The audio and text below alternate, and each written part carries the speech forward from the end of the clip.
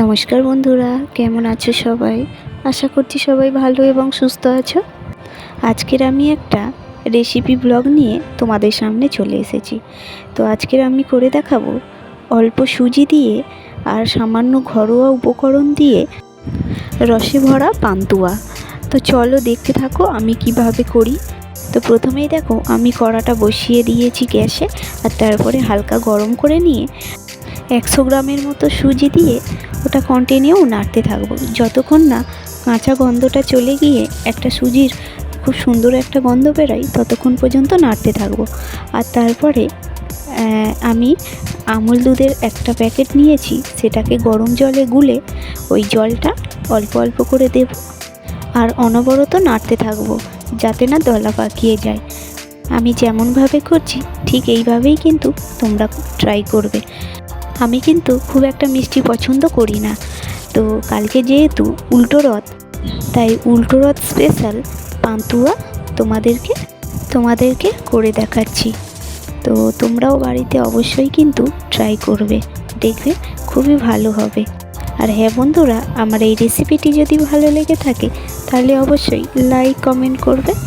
আর তারপরে দেখো একটা ডো বানিয়ে নিলাম, আর মাখানোর সময় অল্প অল্প ময়দা দিয়েই মাখাবো। সামান্য ময়দা দিয়ে মাখালে ডোটা খুব ভালো সফট হবে, মসৃণ হবে। তা নয় তো শুধু সুজির হলে তাহলে ওটা ফেটে যাওয়ার ভয় থাকে, তাই আমি সামান্য ময়দা দিয়ে ওটাকে ভালো করে মাখিয়ে নিয়েছিলাম। আর তারপরে দেখো হাতেতে সামান্য তেল মেখে এবার সেই ডো থেকে সামান্য ছোট ছোট লেচি কেটে ওটাকে গোল গোল বল বল আকারে শেপ দিচ্ছি।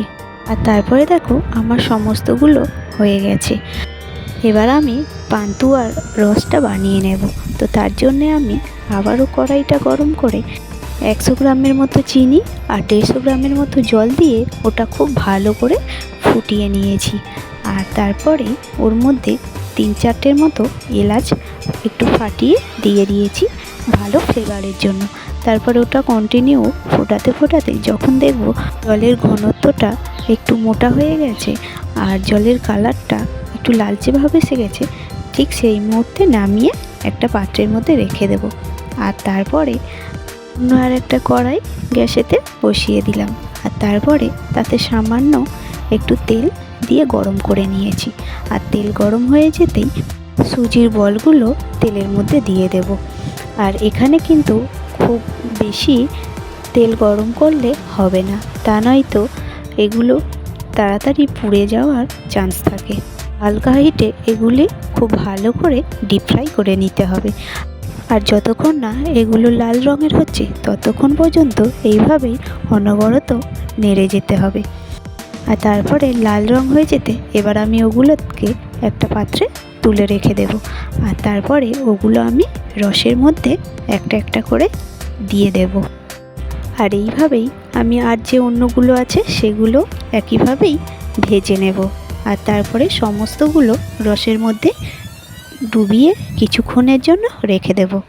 আর বেশ কিছুক্ষণ রাখার পরে দেখবে ওগুলো আগের তুলনায় অনেক বড় বড় সাইজের হয়ে গেছে আর ভেতরে একদম রসে ভরে গেছে। তো দেখো বন্ধুরা, আমার কিন্তু সব কিছু এইভাবেই কমপ্লিট করে নিলাম। আর কেমন হয়েছে অবশ্যই কিন্তু লাইক কমেন্ট করতে ভুলবে না, আবারও বলছি। আর তোমরা বাড়িতে তো অবশ্যই ট্রাই করবে, আবারও বলছি।